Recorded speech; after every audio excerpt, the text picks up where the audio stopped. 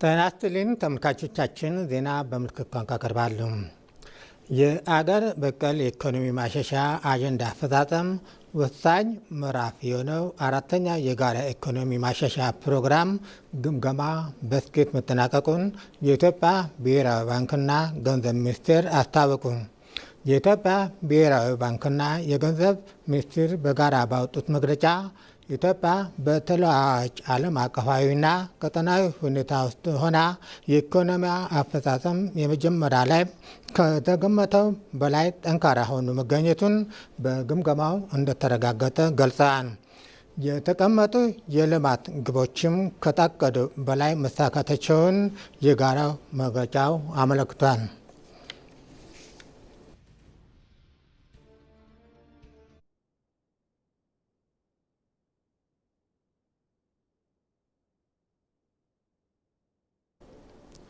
የአዲስቷን አዲስ አበባ ገጽታ ለዓለም ለማስተዋወቅ በጋራ እንደሚሰሩ የከተማዋ ኮሚኒኬሽን ቢሮና የኢትዮጵያ ብሮድካስቲንግ ኮርፖሬሽን ገለጹ። ኢቢሲ የአዲስ አበባ ኮሚኒኬሽን ቢሮ በጋራ ለመስራት የሚያስችላቸው የስምምነት ፊርማ ተፈራርመዋል። የኢቢሲ ዋና ስራ አስፈጻሚ ቢንያም ኤሮ የብልጽግና ተምሳሌት የሆነችው አዲስ አበባን ከፍ የሚያደርጉ የዘገባ ስራዎች በጠባ የተለያዩ መገናኛ አማራጮች እንደሚሰሩ በፊርማ ስነ ስርዓቱ ላይ ተናግረዋል። የአዲስ አበባ ኮሚኒኬሽን ቢሮ ኃላፊ ሀፍታይ ገብረ እግዚአብሔር በበኩላቸው ኢቢሲ የምንኮራበት ብሔራዊ ጣቢያችን በመሆኑ በመዲናዋ አዲስ አበባ የልማት ስራዎችን ለማስተዋወቅና ገጽታ ለመገንባት ትልቅ አቅም የሚሆኑ ሲሉ ተናግረዋል።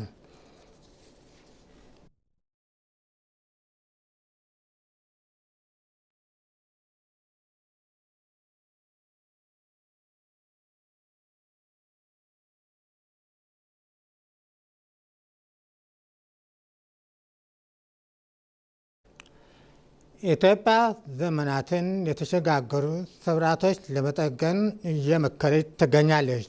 ሁለንተናዊ ብልጽግናና ዘላቂ ሰላም ለማረጋገጥ የሚያግዘው ሀገራዊ ምክክር ስኬታማ እንዲሆን ሁሉም ዜጋ በንቃት መሳተፍ ይኖርበታል።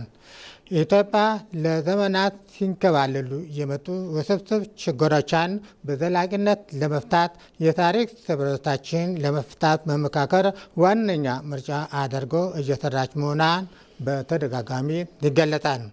ሁሉም የህብረተሰብ ክፍሎች አካታች ያደረገው የምክክር ሂደት የተለያዩ አጀንዳዎች ላይ ጥልቅ ምክክር በመከናወን መፍትሄዎቹን እንደሚያመለክት ይጠበቃል።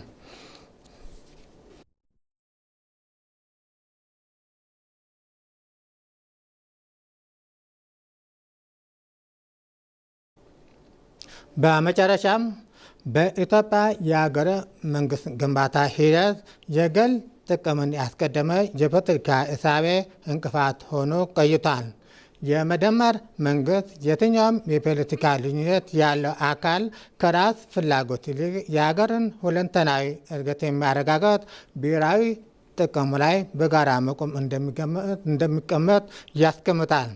የብዙሃኑ ተጠቃሚነት ለማረጋገጥ ተግባራዊ የልማት ስራዎችን በማከናወን ለጠንካራ ሀገረ መንግስት ግንባታ ለሀገር ህልውና መትጋት እንደሚገባ የመደመር መንግስት መጽሐፍ ያትታል።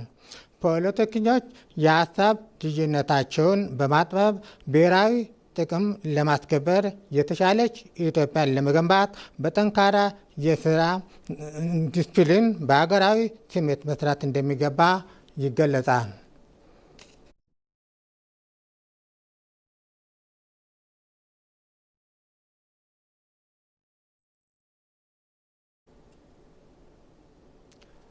ዜና አበቃ። ከቀሪ ፕሮግራሞቻችን ጋር መልካም ቆይታ ነው።